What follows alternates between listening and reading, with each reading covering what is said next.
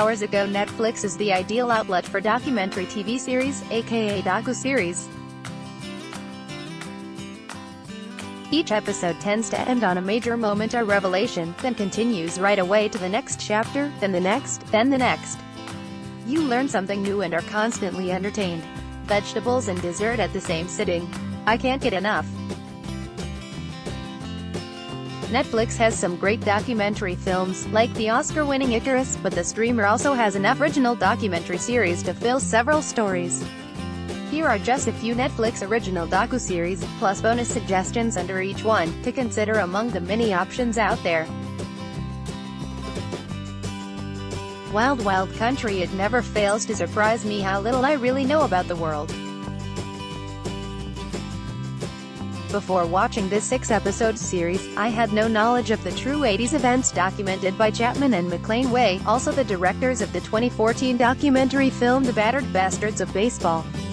Wild Wild Country follows Guru Bhagwan Sri Rajneesh, his many followers, and his fascinating assistant Ma Anand Sheila as they decide to build a new utopia on a ranch site in Oregon. They fight with the locals, fight with the government, and ultimately fight with themselves. The series of events is so bizarre, contaminated salad bars, it's hard to imagine it really happened, and even harder to imagine how it largely fell out of history. This juicy docuseries is a kick binge, leaving you unsure of any heroes or villains, and most likely curious to know even more about what really happened. Watch Wild Wild Country on Netflix.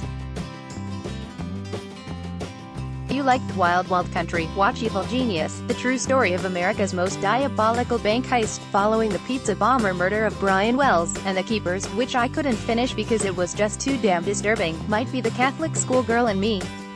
Sunderland, Till I Die. I am not a sports buff or an athletic person, and I have no personal connection to the Sunderland area of Northern England.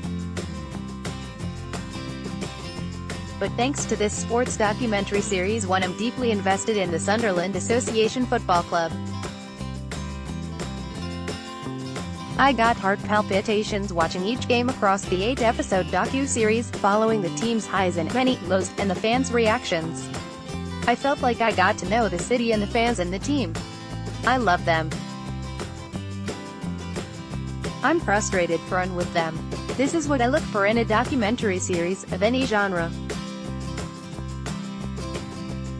Hook me in, get me to care, take me somewhere new, and teach me something I never would have known without this exact visual journey. Watch Sunderland, Till I Die on Netflix.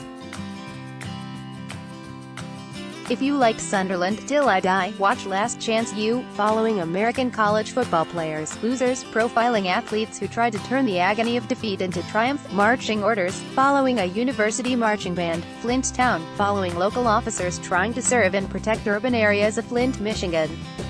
7 Days Out. Not sure about you, but a docu-series like 7 Days Out is perfect for me, because each episode delves into a new topic, dropping me into a world I never knew, and then I get to do it all again in the next episode. See also Explained. True to the title, each episode follows a major event, starting 7 days before it starts. Season 1 6 episodes followed the Westminster Dog Show, NASA's Cassini mission, that one was my favorite, the Kentucky Derby, a Chanel Haute Couture fashion show, a League of Legends tournament, and the opening of 11 Madison Park restaurant. I don't tend to gravitate toward the mini cooking or food-related docuseries, so I probably wouldn't watch a whole documentary series on opening a restaurant. But give me one episode following the opening of 11 Madison Park. I'm riveted. I would love more of this. The first 6 episodes dropped in December 2018. Is it too much to ask for 6 more this year? Please, watch 7 Days Out on Netflix. If you liked 7 Days Out, watch Explained, explaining a new topic in each weekly episode, from monogamy and K-pop to the racial wealth gap, weed, and esports. That one is already definitely getting a second season on Netflix, after the first 20 episodes premiered last summer. Also check out Our Planet, the beautiful and often disturbing nature series narrated by David Attenborough. The staircase making a murderer feels like too obvious to suggest.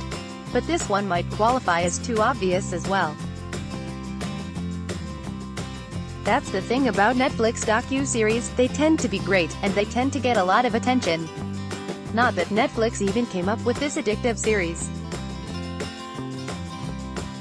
The streamer just added some new episodes in 2018, rebranded it as a Netflix original documentary series, and put the whole shebang out for millions of new obsessed viewers. He'd do it. Netflix promoted The Staircase with that question, imposed on top of a photo of Michael Peterson. I have mixed feelings about the true crime genre, but heaven help me, I was consumed with this case. The Staircase started as a French TV miniseries in 2004, following the case of Peterson, who was accused of murdering his wife Kathleen. Simple setup. But there's still nothing simple about this case. I must have changed my mind on what happened a dozen times, as the story kept adding new details over the episodes and over the years of filming. To me, The Staircase was more consuming than Making a Murderer, or any other true crime docu-series on Netflix. But there's a reason why you've probably already heard or watched both of these shows. They helped put Netflix on the map as the destination for true crime.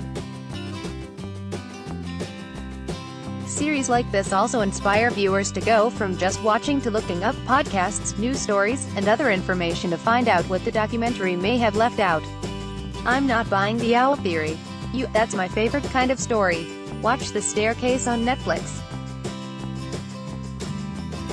If you like The Staircase, watch Making a Murderer, the now famous, infamous docu-series following the fate of Stephen Avery, the confession tapes following cases of possible false confessions, the disappearance of Madeleine McCann, following every step of that frustrating case, and Exhibit A, challenging DNA, videos, and other technical evidence. The Toys That Made Us. Netflix has plenty of crime, food, political, and nature docu-series to choose from.